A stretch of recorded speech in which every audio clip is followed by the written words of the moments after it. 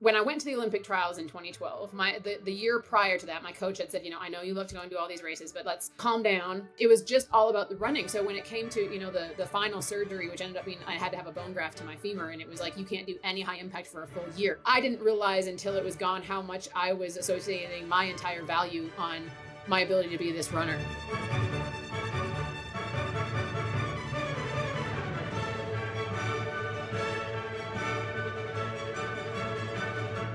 Welcome to the Science of Leadership, the podcast dedicated to helping you become a better leader. Here, you'll gain valuable knowledge, hear inspiring stories, and learn the scientific principles that promote exceptional leadership.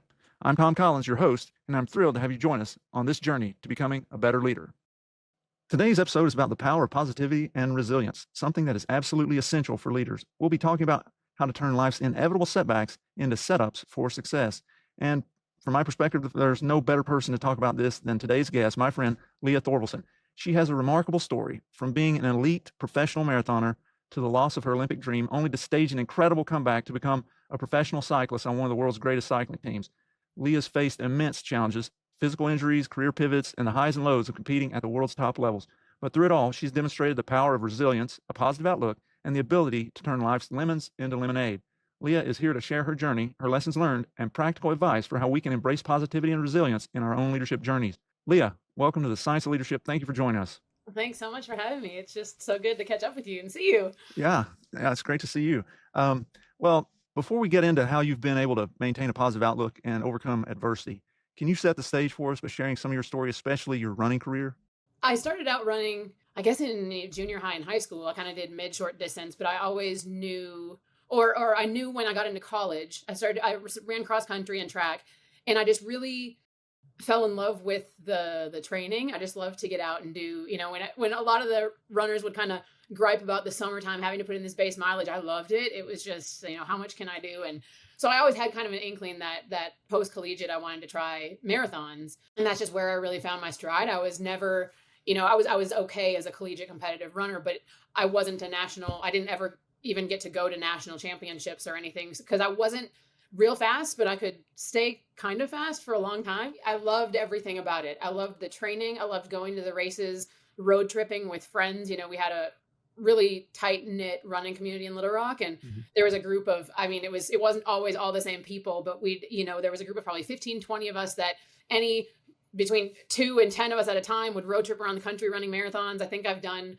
somewhere, I knew the count at one point, it's been a while now, but I think I've done 40 something marathons. And all of those taking place in a 10-year span. So as a competitor, there's a lot of people that, these marathon maniacs, they do a marathon every weekend for a year or more. But for someone who's competing at a high level to be doing sometimes 8 marathons in a year was a bit strange, but I wasn't running all of them, they weren't all A races, but I was just doing a lot. And in the end, I had quite a bit of success, won the Little Rock Marathon 5 times, qualified for the Olympic trials. I was never really close to making it to the Olympic Games, but I was at the trials, which in and of itself was, a parade for me. It was just like, oh, I can't believe I'm here. And it was a really fun journey with just, enough success. I never had a pro running contract or anything, but I made a little bit of prize money and was able to just enjoy that journey. Unfortunately, I think I enjoyed it kind of to my own undoing. I don't know for sure, but my self-diagnosis of this overuse injury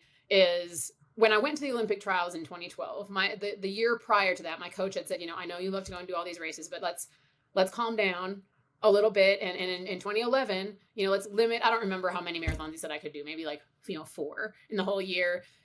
Let's get you to the trials and have a great race there. After the trials, you can do whatever you want. And so when the trials were in January of 2012, and from then until May, I ran 8 marathons and a 50 miler and also tried to race, some 10Ks. And it was fun, but looking back on it, I'm like, yeah, that probably was not smart. And it was just the combination of one that I'd had to hold back the year before, but also I didn't have the race I wanted at the trials. It was okay, but it was kind of like the fact that I had backed off and thought that I dialed everything only to go have just kind of a mediocre performance. And it's like, I could have had a personal best and I still wouldn't have made the team. But I thought if I have a perfect day, I might be able to crack, the top 10 to 15. Like if I just have one of those unexpectedly amazing performances and instead I just had this I finished. So I think it's like after that, I got even more dialed just with like the nutrition and the sleeping, and I got obsessive. So I set a personal best 2 months later at the Little Rock Marathon. But then it was like, and then I couldn't stop. And it was like, it ended up in this series of, I didn't know what was wrong, but I knew something was wrong. And it took 9 months of I won't say misdiagnoses, because it wasn't any fault of the doctor. It was just, me describing the pain I was having, or the problem I was having running. It was just like, I just feel like I just can't anymore. It's not so much that it hurts. I just can't move like I used to. And so, let's try an injection in your hip. Let's try an MRI of your back. And finally, 9 months later, we saw that I had a retracted hamstring. It was 3 centimeters. It was pulling apart. Yeah. So it wasn't completely torn off, but it wasn't going to reattach itself. So I had to have that surgically reattached. I don't know if this is the story you were wanting, but how it spirals into the. Yeah. I mean, I think that you're sharing the lemon's arrival, right? Like that is the arrival of a big box of lemons. And before, just thinking about when I first saw Leah Thorvilson, right? Like we moved to Little Rock in 2010, and I was ramping up in triathlon at the time, and was doing a lot of races in tri, and Miss was, running various distances or whatever. And so we would do some races together, just road races. And we'd occasionally see you out there, right? And it's like, who is this? And I think you had a pixie haircut at the time, right? And I did. And it was like, who is that person? Like, she's crushing it. And always, everybody else is just like, oh God, it's so hot. It's so hard. It's whatever. And you were just smiling, like it was like your moment, and often wearing some crazy costume, and just having fun, like just having a blast. Like I remember running the Soaring Wings in Conway, and you were dressed up as like a cowgirl, in that. And I mean, it's like, she's insane, but dang, she can move, right? And so all that reminds me of, and this gets to kind of you and you're making lemonade, but it reminds me of a story about Disney World, right? And this Tinkerbell costume and how that all played out. But if you could share that, I think that'd be awesome, because I think that is just such a great story. Yeah, well, we, like I said, we had a group of us that traveled together quite a lot, and Disney is it's just one of those. If you're a marathoner, there's marathons that stand out for a variety of reasons. I mean, of course, Boston and New York and all the marathon majors and stuff like that people want to do. But Disney's kind of one of those. It's known for, tons of people go dressed up, which always just seemed so me, because I don't know if I ran a lot of races in costume, but I tended to finish the race and then get into costume and go back. That's it. I was so far behind. Well, but so the Disney World Marathon, it was like, you can run it in costume, which is right up your alley. Because I had done a few in costume, but it was the costumes tended to be an after the marathon thing. When it fell on my birthday, so it was just like, this has to happen. So we had a whole crew of probably 10 of us that went down. Some did the half, some did the full, but most of us were in costume. And my friend Polly handmade me this. I mean, she did such a phenomenal job, but I guess the nice way to say it would be, I have an athletic build. I think I sometimes say a masculine build. So I was getting yelled a lot of, "Oh, it's Peter Pan," and I was supposed to be Tinkerbell, but I had like the little. I had spray painted my shoes glitter green, like so many layers of spray paint. As far as like, keep yourself as light as possible, I wasn't worried about it. I wanted to look the part. I had little pom poms sewn onto the shoes, and ended up winning the marathon. So there's a goofy picture of me somewhere, in my Tinkerbell get up, and a lot of people dress up, but not typically the ones who are racing. Right.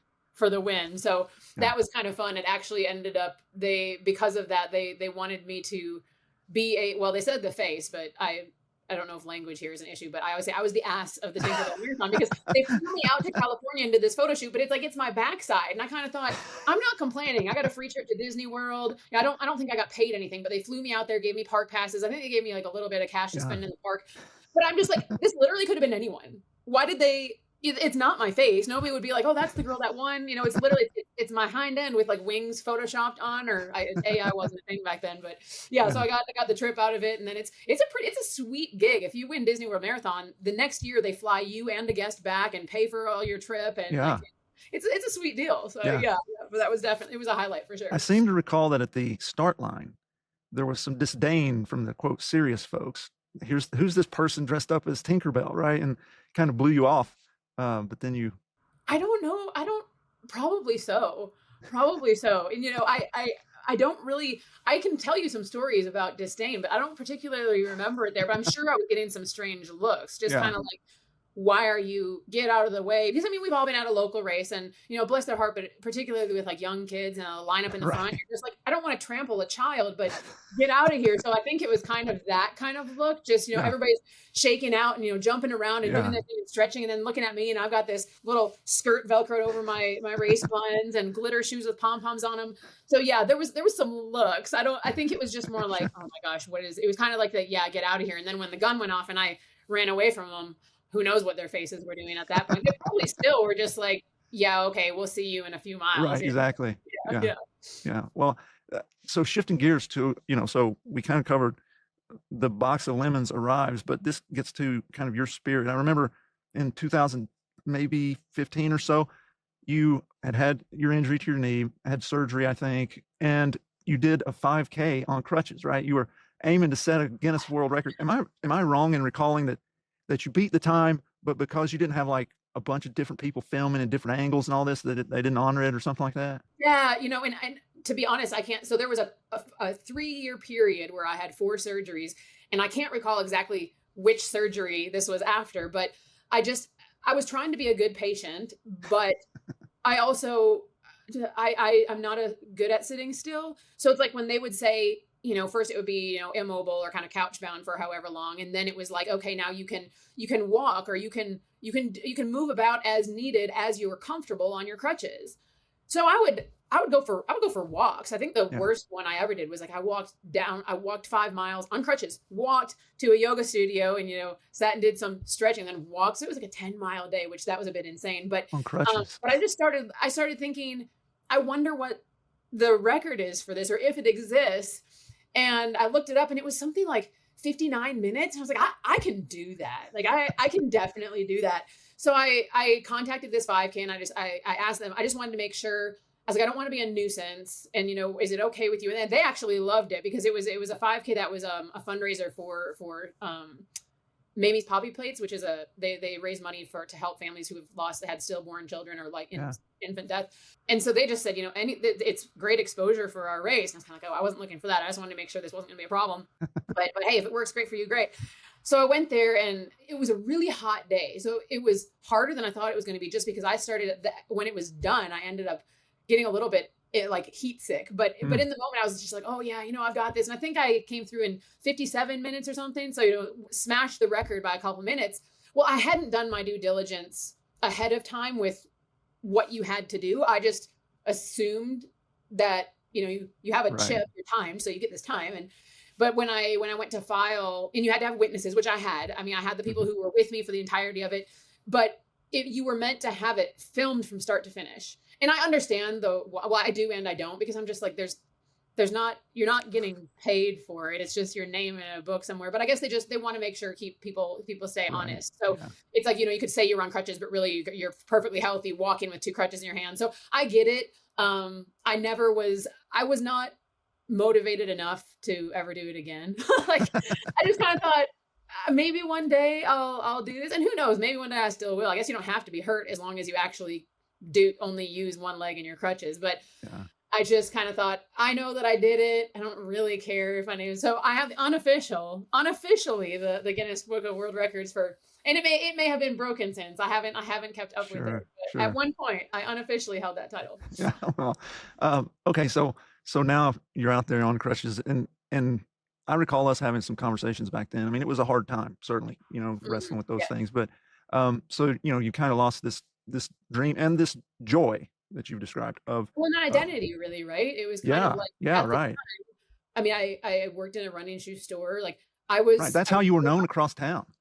and that's how I knew myself. It was kind of Yeah. like I didn't know. I knew I wasn't going to work in a retail running shoe store forever, but I didn't have this like, oh well, I'm doing running, and then after I'm going to go pursue XYZ degree or career. Like it was just all about the running. So when it came to, you know, the final surgery, which ended up being I had to have a bone graft to my femur, and it was like you can't do any high impact for a full year, because all these others had been 12 weeks Yeah. recovery. I got really good Right. at, and, you know, proved to myself over and over I could bounce back. When they said a year, it was just like, okay, well then what are we going to take up so I don't murder somebody? Because Right.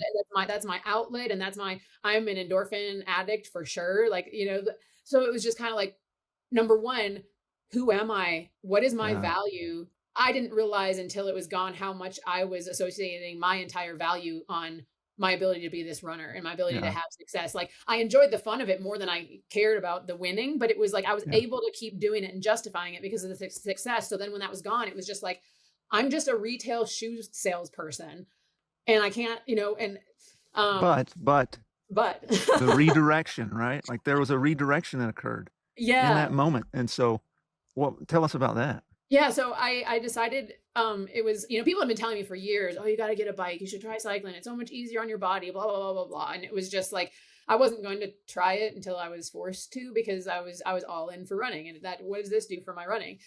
But then it was just like, okay, I guess we're going to get a bike and I had these two surgeries. One was setting up for the other. And Missy, your wife, my dear friend, actually came out to Colorado to help me get around after this first surgery because I was really pretty uncapable for a couple of days, couple of weeks. So as we were sitting together in Colorado, I didn't own a bike yet. And I signed up for the Big Dam Bridge 100 because I was just like, I mean, granted, that wasn't forcing me. I could have just forfeited the $100 or whatever. But in my mind, I was just like, if I commit to this, if I make a commitment, I'm going to follow through with it. So I was like, if I sign up for this race or ride, if I sign up for this 100-mile ride, I'm going to get a bike. I'm going to learn to ride. I thought that was just something I was doing to stay sane, like something to keep my weight down because mama loves a snack and to keep my brain to keep my brain in a good place. I never anticipated it being, forever. And this was, even though they had said, we don't know at what capacity, we'll never tell you should run again. Whether or not you'll be able to will kind of be how well you heal, how much you can tolerate the discomfort, But in my mind, it was like, this was a stopgap. I was getting back to running. Like I've been down this road before. Yeah. This is a longer road, but I'm getting back to running. That was kind of between these two surgeries. After the final one, I could only ride indoors for, I think the first 3 or 4 months. So initially I got my partner, who's now my husband, but at the time, we were dating and he gave me his old school trainer and I went in the garage and it was like, I was staring at a wall and staring at a wall was fine when I was allowed 20 minutes and staring at a wall was kind of fine when I was allowed 40 minutes. But when I got to an hour, I said, I can't do this. This is so boring. And I don't remember if it was you and Missy. Yeah. Well, you told me about Zwift Academy, but somebody said to me, you need to try Zwift, which is this online virtual cycling platform. You become an avatar in a virtual world and you power your avatar by spinning on your indoor bike. I thought, okay, this sounds good. And then, so I was on Zwift and life is good again. I can sit there and I can just crank away. But it's still, all it was for me was sanity. I never thought about outdoor racing. I never thought about whatever. Well, I get a text from Missy one day and she goes, well, Tom, and I know you've been doing this Zwift a lot and check this out. And it was this link to this thing called Zwift Academy. And it was like, become a pro cyclist. And I will never forget it. I don't know where I was going, but I was in the back of a car reading about this. And two thoughts that went through my mind. One was because Missy's text said, you should do this. You would probably win. And I thought, that's just so cute because it was kind of, well, because it was, in the bubble of Pulaski County or, just all of Little Rock. Yeah. I was a good runner, but there was in the community, there was a very inflated understanding of how good people thought I was. I mean, because I could win everything locally, that it's like, I remember there was an article that came out actually after the Olympic trials that was like, Thorvilson fails to qualify for the Olympics. And I was like, I never had a shot. Like being there was the win. But so it was that kind of thing I was used to. I just thought, well, of course they think I could win this because people think that I'm going to the Olympics. People think that I could win the world championship of marathon. So yes, I'm good. I have talent, but I'm not as, so when Missy said you would probably win, I took it with an absolute grain of salt. But I remember looking at the description of this program and thinking, this is the kind of thing I could win if they offered something like this for runners. Like, I wonder what the person who's going to win this is doing right now. Cause this is like, I barely wondering that very thing. Yeah. I was just like, I wonder who it is. Like, what is the life of someone who's as successful in cycling as I've been in running? What are they doing right now? Like, it was, oh, you can be a professional cyclist. Like, I just wasn't, I used to watch the Tour de France, but beyond that, it's like, I didn't follow women's cycling. I didn't really follow any other bike racing. It just didn't even register in my mind. Like, this is something people do for a career. Like, I think I registered right then and there because you can kind of pre-register. It didn't cost anything. It was just this free program. Sure. I'll go ahead and do that. And then, I can, the Cliff Notes version is, months or I guess about a year later, I won the dang, I won the pro cycling contract. And I will say the caveat to that, it was as much of a surprise to me and everyone putting on the competition that someone at the time I was 37 years old. I'd been cycling for less than a year. I'd never been in a race with more than 15 women. The program still exists. And the people who win it now are typically early 20s at oldest. They've been dreaming of cycling since they were 9. They're looking for a proven level of experience, but I was in the right place at the right time and seized the opportunity, right? It's like that year, the average age of the participant was 38. And I remember going to the final, it was this thing that whittled down from semifinalist to finalist. And the finalists, 3 of us went to Mallorca with this professional cycling team, which was a terrifying thing in and of itself, because you're just like, oh, this was a cute concept in my mind of like, how funny would it be if you made it to the finals and they're like, she can't ride a bike. And then when it actually happened, it was just like, just don't embarrass yourself every single day. But the 3 of us 2 of us were 37, 1 was 41. None of us had been cycling more than a year. Like that just would not happen now. So when I say I would never win it today, that's not me being modest. That's just facts. But I had the power and I had the, and I had the opportunity. So there I went onto the world tour, which for people listening who don't follow cycling at all, most everyone's heard of the Tour de France. There is now a women's Tour de France. The years that I was there was not, but I was on the level of team that, the team that I was on back then, now like they won the women's Tour de France last year. So it was the tip of the top. It's like, it's hard for me to explain. It's kind of like see this standout player in Little League and you're like, sign him to the world, to the, right. The team, not only that's winning the World Series, right. Start him, not just like, let's put him on the bench and let him learn. Like I rode in the Giro d'Italia that year. I didn't belong there. I mean, it was the coolest and simultaneously scariest thing I've ever done in my life. Yeah. Well, but through this all, right? Like there's this positivity, this resilience that I think is there. How important do you think that has been in your trajectory? Oh, monumental. I mean, everything, right? It's everything. I mean, I think part of that is it's a faith thing for me. Because I know in that first moment when the injury series began, I didn't have suicidal thoughts, but I just didn't know what I was going to do with myself. I was just like, I know in a way things will be fine, but I don't. Like, how is this ever going to be okay? And then I don't know if it's the being forced into, I was in a position where I didn't have a choice but to make, I mean, I guess I did. You can sit and be miserable and just wallow and feel sorry, or you can just kind of accept and ask for grace and ask for peace. And it's just like, from the moment that it's like, okay, I've got to have these surgery. This is a position it's going to put me in. I didn't fall apart like I thought I would. It's like and that's where I say for me it was faith. For me that was God, looking out and saying like, you're going to be okay. But grabbing onto that piece of it and just saying, what's the opportunity here? And every little piece of it, like from the very first surgery I had, it's like, wow, I have time. I'm taking this time when I can't do anything but sit on my couch. Friends coming over and, sitting and enjoying a meal or staying up late and watching movies, things you just would never do because the priority was always running, resting, running. And so it was like, okay, well, I'm going to enjoy this quiet time. I'm going to enjoy spending the time with these people doing things that I otherwise would be spending time running. And then, when the cycling thing came about, like just every step of the way, in the competition, it was like, if you get to the semifinals, you get a pro jersey and you get this special trainer. And it was like, that was my only goal. I was like, I want to win those things. Right. And then it was like, oh, if you go to the finals, you get to go to Spain. I was like, I just want a trip to Spain. Like, there's no way they're going to see me ride. I'm going to win this pro cycling contract. I just want a trip to Spain. And then when I won, it was like, oh, wow, this is terrifying. But I just knew it was like, I need to lean into this and try. I think that it will.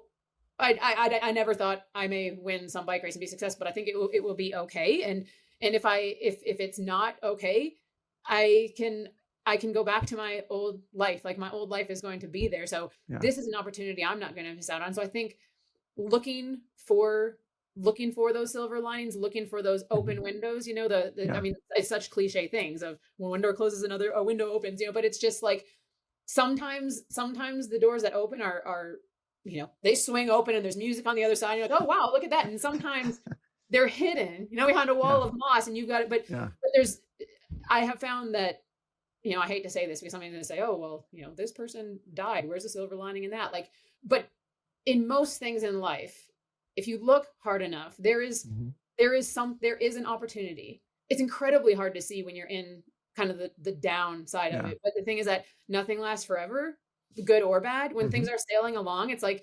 a hardship is going to come, but you just have to try to live in the positive moment, enjoy the experience. And on the flip side of that, sometimes it feels like you're just sliding down at such a rapid pace. It's like, how have I not hit the bottom yet? But you will, and you'll look back on it, and what feels like this monumental space and time is just it's such a tiny little blip. Yeah. So I try to tell myself that when I go through hard times now, and knock on wood, I haven't had a surgery of physical injury surgery in almost 10 years now, but I just try to remind myself, like, things will get back to Yeah. a normal. It Yeah. might feel like the old normal, it might feel different, but this low, this sitting in this, it won't last forever. And try to find, like, okay, while I'm down here, what's going to be the positive, or where can I find a Right. positive? And like I said, sometimes they're just staring you right in the face, and other times you got to hunt for them, but they're Yeah. there.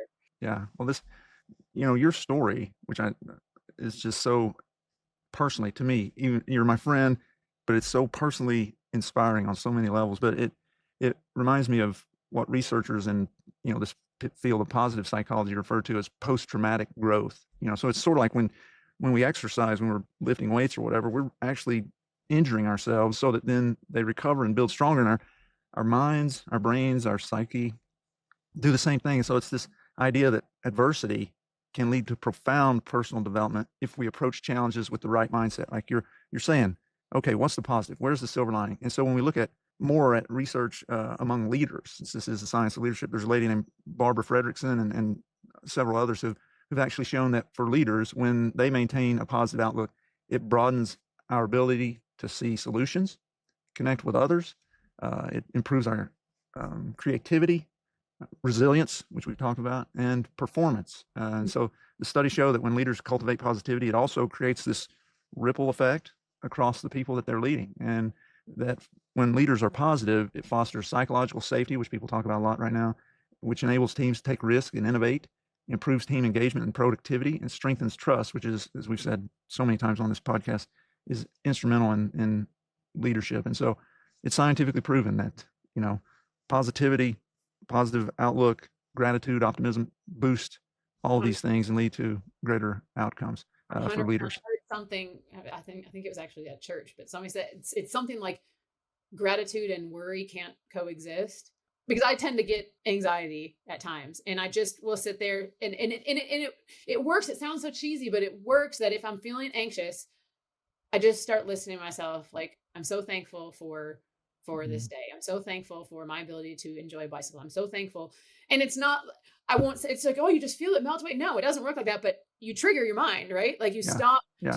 yourself from thinking about the things that are causing you to be anxious. I mean, at the end of the day, if there's a thing that's causing you to be anxious, that's within you or within your ability to control, you need to resolve that. But sometimes you just find yourself feeling these things. And if you can flip that mental switch, gratitude and worry cannot. That my grandmother, who was the most important person in my life, she would always say, count your blessings. If you spend all your time counting your blessings, you won't have time to worry about everything else. Yeah. And so that fits exactly with what you're saying. And I think that leads to kind of the next question is, what lessons from your experiences would you share with others on how to stay positive and, and be able to move through those challenges? I mean, you talked about looking for the positive, looking for the silver lining, being in the terrible moment and being like, how can this be better? And then cultivating an attitude of gratitude, so to speak.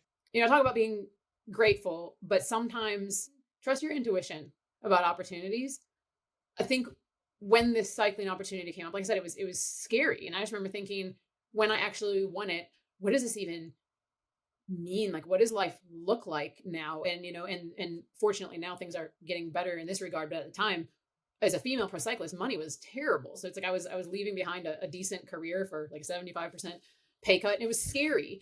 But I knew I needed to go for it and just trust it and just try it. I think lean into your intuition on there and trust that you belong in a space, whether that's, for me as a pro cyclist, or if it's in whatever leadership position. I think for somebody coming into a leadership position who hasn't been there before, it's intimidating. And I think there's a lot of self-sabotage and self-doubt and the things in your mind that want to tell you you don't have what it takes to be here. Imposter syndrome, right? Yeah, right. The worst imposter syndrome. And I think, doing the best you can to positive self-talk or whatever it is. For some people, it's reading those books. Sometimes I read those books and they make me feel like they're calling out all my insecurities. But whatever it is, whatever works for you. And I know some people, they do a gratitude journal and they write down things every day. I am this, I'm the positive self-talk, but just trusting that you do belong there, because it will, your actions, I think, will follow. Like if you, I think you can kind of see it in someone who doesn't feel that they belong in a space. But if you are being trusted as a leader and looked to as a leader,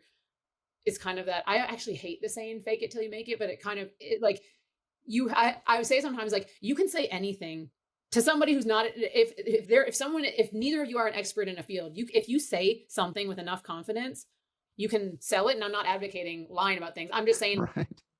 use that kind of mentality to, just like, yes, I belong in this role. Yes, Yeah. I'm capable of being a leader here. Yes, people are looking up to me and they're looking up to me for a reason.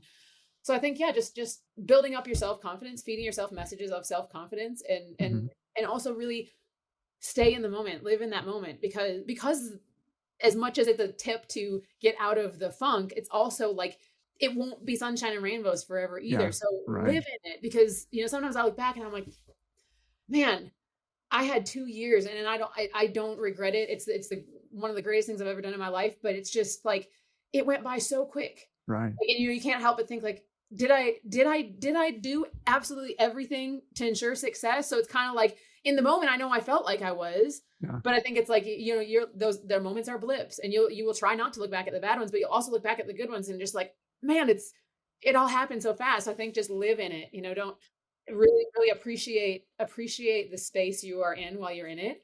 That's so important, because for those of us who are driven, trying to achieve whatever it may be, and a lot of times people in leadership roles have gotten to those because they have some of that characteristic, if you will. It is like, what's the next thing? Where are we going? Right. And it's easy to lose those moments and be like, wow, like cycling, I've never been to Mallorca, right? But I've seen pictures, right? And so the opportunity to do that on some kind of regular basis, like, how crazy, like, that's insane. And when we lived in California, I got to run, and it still hurts me even just to say it, right? But the place where I ran was like something out of a storybook. I mean, it was a place that didn't exist in my mind, right? Like, I'm running among redwood trees, and those things are fake, right? They're in some song that I learned when I was like in 3rd grade, but I was there doing it whenever I wanted to. I say that all the time. It's like, I lived in Girona, Spain for a year, my 2nd year as a pro cyclist. And I remember the first few days there thinking, like, this looks like a fairy tale. But a year later, it's still, every day I'd be walking home and the smell of crepes, and you're just like, this is someone's permanent reality. Like, Yeah, right. It feels like someone created this place for me to come live in a dream. Yeah. But this is just this is someone's Little Rock, Arkansas. They're complaining about the water or the whatever it is. And I can't comprehend it. Yeah. I can't comprehend it. Like, and I mean, and that's my favorite place, but it's just like, it's strange. It's like, you go places and it doesn't feel possible that that's anyone's all the reality. Time. Yeah. Well, before we wrap up, there were a few practical things that I also thought about. We've hit on the gratitude one, practice gratitude daily. That's one.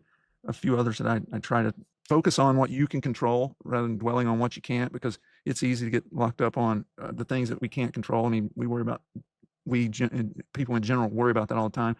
Celebrate small wins to keep morale high, especially during those tough times, which is kind of what you were saying, sliding down that hill, you're at the bottom. It's like, what is the small win? What's the positive here that I can do? Yeah. And then as a leader, modeling optimistic problem solving, asking, what can we learn from this? Yeah, this sucks. We're in the midst of this. It's hard. It's hard to see the light, but there's an opportunity to learn here, right? And if we do that, we will be better, and we will, hopefully not have to go through this again. So, and I do want to clarify that, looking for it's very important to not get stuck in the suck, but I think it's equally important to give yourself, like, feel those things though, before you pull yourself out.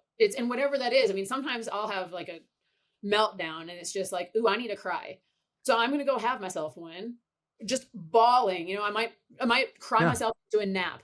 And then when you get up, like, you're going to do something else. Yeah. Like whether that's Yeah. you go for a walk, you go for a run, you go get yourself an ice cream sundae, like whatever it is, but don't ignore, like feel the feels, just kind of give yourself a limit. And I'm not like, there's something you can't get over in one little cry session or in one little day, but it's just Yeah. like, I think it's important though to each day, okay, I've got to snap myself out of this. And sometimes the last thing you want to do is the thing you need to do the most, especially I think like being around other people. Like when you feel like you want to isolate for long term, give yourself that time, because sometimes it's just like, I need to feel cruddy, but then it's like, okay, I'm just going to go out and do this, because 9 times out of 10, at least, you'll feel better when you force your mind out of the spiral it wants to go into, you know, find yourself a support system of people. Like, you know, for me, it's my teammates and, well, obviously my husband, but it's like the people that you can just say, like, I don't want you to fix anything. I don't want to talk about it, or I do want to talk about it, Right. but I'm feeling like absolute, and here's why. So, and you know, it's like the people that get you will just be like, cool, I know what we need to do. And like, they'll come sit in it with you, or they'll force you out of it. But I think, having that support system is so important. Yeah, I agree with you. We can't do it alone, right? I mean, we need other people, and you're right. I mean, and maybe to some, like, people have studied the elite folks who are endurance athletes, and there's some degree of the ability to be in the pain, to live in the pain cave, right? That I think everybody can develop. It's just that sometimes people are just afraid of it. But taking that moment, okay, this really is hard. Right now it's hard. There's no doubt about it. But live in it for a short period, and then move on. Next thing, right? Get moving. Yeah. So, well, LT, it has been an absolute pleasure to get to catch up with you. I knew it would be. So thank you so much for joining me on the Science of Leadership today. I really appreciate it. Really just great talking to you. Thank you for joining us on this episode of the Science of Leadership. We hope today's discussion has inspired you and given you valuable insights to help you become a better leader. Remember, leadership is about helping those we lead do great things. It's a journey of continual growth and learning. When we embrace that journey with curiosity, courage, and humility, we can confront challenges, overcome barriers, and foster environments where everyone can succeed. If you enjoyed today's episode, be sure to follow or subscribe, leave a comment, and share it with others who are passionate about leadership. Until next week, keep leading with character, competence, caring, and communication. This is Tom Collins. Let's keep growing.